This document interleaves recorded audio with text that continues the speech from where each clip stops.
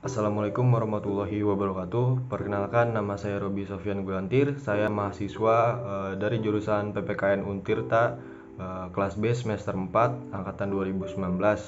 Di mana dibuatnya video ini bertujuan untuk melaksanakan ujian akhir semester mata kuliah Sistem Politik Indonesia yang mana dosen pengampunya adalah Bapak Iqman Nur Rahman MPD. Saya di sini akan menjelaskan mengenai buku 1 bab 1 yaitu mengenai post-truth. Di mana pada pembahasannya Oxford ini mendefinisikan post-truth ini sebagai kaitan yang menunjukkan keadaan di mana fakta objektif kurang berpengaruh dalam membentuk opini publik dibandingkan untuk menarik kepercayaan. Kemudian dalam hal ini mereka juga menggarisbawahi bahwa awalan dimaksudkan untuk menunjukkan tidak begitu banyak gagasan bahwa kita ini adalah kebenaran di masa lalu seperti setelah peperangan, tapi dalam arti bahwa kebenaran ini telah dikalahkan atau jelasnya bahwa kebenaran itu tidak relevan lagi. Nah, tentunya pernyataan ini juga mengundang banyak perdebatan di kalangan filsufnya. Nah, jadi apakah post-truth itu hanya tentang berbohong? Dalam buku ini dinyatakan tidak tepat karena post-truth ini adalah bersifat normatif yang mana tidak dapat direduksi. Nah, jadi ini adalah sebuah ekspresi dari keprihatinan mereka yang peduli dengan konsep kebenaran dan juga merasa bahwa itu sedang diserang. Tapi bagaimana dengan mereka yang merasa bahwa mereka hanya mencoba menceritakan dari sisi lain cerita pada topik yang bersifat kontroversi. Nah, konsep kebenaran ataupun post-truth ini menurut filsafat yang cukup terkenal itu Plato memperingatkan tentang bahaya klaim palsu terhadap pengetahuan, di mana ketidaktahuan dapat diperbaiki. Seperti jika ada seseorang yang bodoh, tentu maka seseorang itu dapat diajar untuk mengetahui sesuatu gitu ya. Nah, ancaman yang lebih besar datang dari mereka yang memiliki keangkuhan untuk berpikir bahwa mereka ini telah mengetahui kebenaran. Nah, karena dengan demikian seseorang mungkin cukup terburu-buru untuk bertindak berdasarkan suatu kepalsuan. Penting pada titik ini untuk memberikan setidaknya definisi minimal mengenai kebenaran itu sendiri.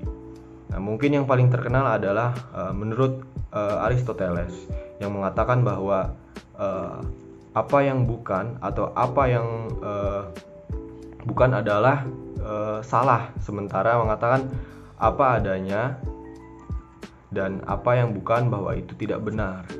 Nah, kemudian untuk saat ini pertanyaannya bukanlah apakah kita memiliki teori kebenaran yang tepat, tapi bagaimana cara untuk memahami seseorang dalam menyalahgunakan kebenaran ini.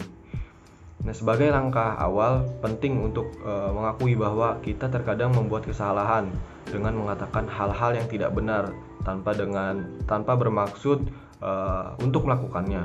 Sebagai contoh, apabila seseorang mengucapkan kebohongan sebagai lawan dari kebohongan karena kesalahan itu tidak disengaja. Langkah selanjutnya adalah ketidaktahuan yang disengaja ini ketika kita tidak benar-benar tahu apakah sesuatu itu benar, tapi kita tetap mengatakannya tanpa repot-repot untuk meluangkan waktu untuk mencari tahu apakah informasi yang kita ungkapkan itu benar. Nah, dalam hal ini kita mungkin dapat menyalahkan pembicara atas kemalasannya tersebut yang tadi dilakukan ya. Karena jika faktanya mudah didapat, orang yang menyatakan kebohongan ini tampaknya setidaknya sebagian bertanggung jawab atas ketidaktahuan apapun. Nah, selanjutnya berbohong ketika kita mengatakan kebohongan ini dengan maksud untuk menipu. Nah, jadi itu adalah tonggak penting karena di sini kita telah menyeberang untuk mencoba menipu orang lain meskipun kita tahu bahwa apa yang kita katakan itu tidak benar. Nah, menurut definisi, setiap kebohongan ini memiliki masa ataupun target. Kita mungkin tidak perlu merasa bertanggung jawab atas ucapan kebohongan yang kita ungkapkan. Jika yang mendengarkannya itu tidak akan mempercayainya. Tapi ketika niat kita adalah untuk menipu seseorang agar mempercayai sesuatu yang kita tahu itu tidak benar, kita telah masuk berada posisi yang lebih dari sekedar penafsiran fakta dalam pemalsuan. Lalu ada hubungan menarik yang lain yang bisa dilakukan seseorang dengan kebenaran. Dalam buku On Bullshit, filsuf Harry Frankfurt menyatakan bahwa ketika seseorang membual, dia tidak harus berbohong, tapi sebaliknya mungkin hanya menunjukkan ketidakpedulian yang ceroboh terhadap apa yang benar. Nah, dalam bentuknya yang paling murni, post-truth adalah ketika seseorang berpikir bahwa tindakan yang dilakukan orang ini akan mengubah fakta mengenai suatu kebohongan.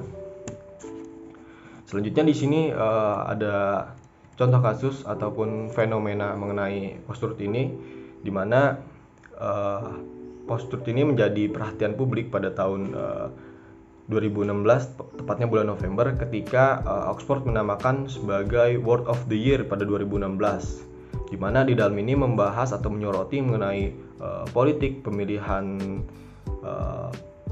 tahun tersebut di Amerika Serikat. Karena saat itu Donald Trump mengklaim atau mengatakan tanpa bukti bahwa jika dia kalah dalam pemilihan itu karena dicurangi. Bahkan setelah pemilu ternyata situasi menjadi lebih buruk, di mana Trump mengklaim lagi tanpa fakta yang kuat gitu ya, untung pendukungnya, bahwa dia sebenarnya telah memenangkan suara rakyat lebih dari 3 juta suara. Nah, Trump juga menyatakan bahwa terlepas dari konsensus 17 Badan Intelijen Amerika Rusia tidak meretas pemilu Amerika. Nah, setelah dilantik, ternyata Presiden Amerika Serikat itu atau Trump ini menjabarkan serangkaian kebohongan yang baru gitu, bahwa ia menyatakan memiliki kemenangan secara elektoral terbesar sejak Reagan itu, padahal dia tidak melakukan hal tersebut. Dia hanya bicara bahwa kerumunan pada pelantikannya adalah yang terbesar dalam sejarah Amerika Serikat.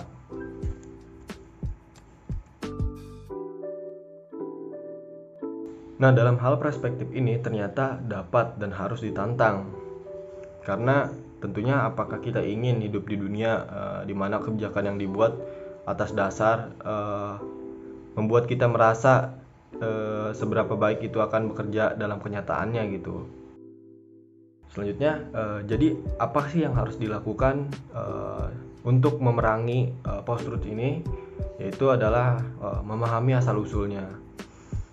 Dari kasus tersebut, mungkin bagi masyarakat Amerika Serikat, gagasan tentang post-truth ini mungkin muncul begitu saja di tahun 2016. Tapi bukan hanya itu masalahnya. Nah, post-truth ini booming sebagai akibat peristiwa dari pemilihan presiden Amerika Serikat pada saat itu. Tapi fenomena ini juga memiliki akar yang dalam sejak ribuan tahun yang lalu. Sama seperti yang disarankan sebelumnya, post-truth ini juga berakar pada perdebatan secara akademis tentang ketidakmungkinan kebenaran objektif yang telah digunakan untuk menyerang otoritas sains, dan juga kondisi ini diperburuk oleh perubahan dan landscape media pada saat itu. Namun dalam mencoba memahami fenomena post-truth, tentu kita sedikit merasa beruntung ya, karena memiliki roadmap atau alur yang jelas dan siap pakai untuk memandu kita ya. Nah, mungkin meskipun tampak asing dan juga membingungkan, sebenarnya fenomena post-truth ini tidak juga buram atau tidak dapat ditembus gitu ya. Namun juga tidak sesederhana sehingga dapat dipahami dalam penjelasan yang mudah gitu. Di dunia ini di mana politisi juga dapat menantang fakta dan juga tidak membayar harga politik apapun. Kemudian post-truth ini juga lebih besar daripada siapapun. Nah, itu ada dalam diri kita dan juga para pemimpin kita, dan juga kekuatan di baliknya telah terbentuk selama beberapa waktu. Nah, mungkin itu saja yang bisa saya sampaikan. Kurang lebihnya mohon maaf. Wassalamualaikum warahmatullahi wabarakatuh.